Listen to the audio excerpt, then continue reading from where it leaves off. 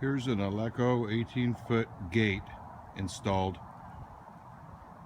15 inches of concrete with 4 half-inch rebar.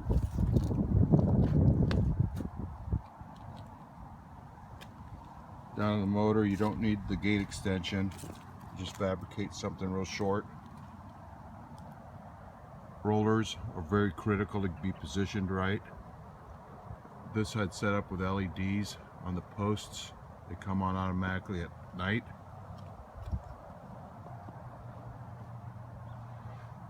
The back side of the track doesn't have to be as long as the gate since the wheels are inset. Here's a pedestrian gate. Walkway's not done yet. This will be lit up also with LED lighting at night. Here we have angled fence. I cut brackets, changed the angle. As you can see here. Here's the second gate.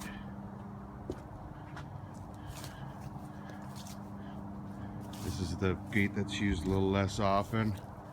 It's the same AR 2250 opener.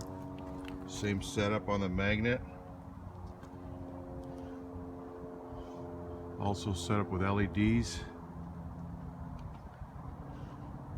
and safety beam.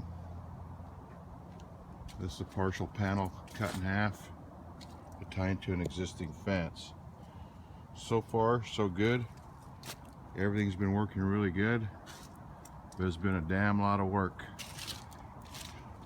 Also on the gates, the way they go together was pretty marginal with the tie bars, and the alignment was bad, so I had to cut nearly every section, and I converted 2 sections to solid aluminum stock with countersunk 1/4-inch Allens.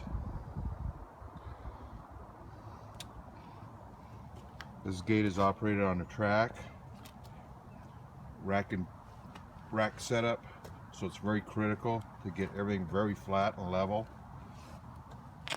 But it's very quiet and works very good.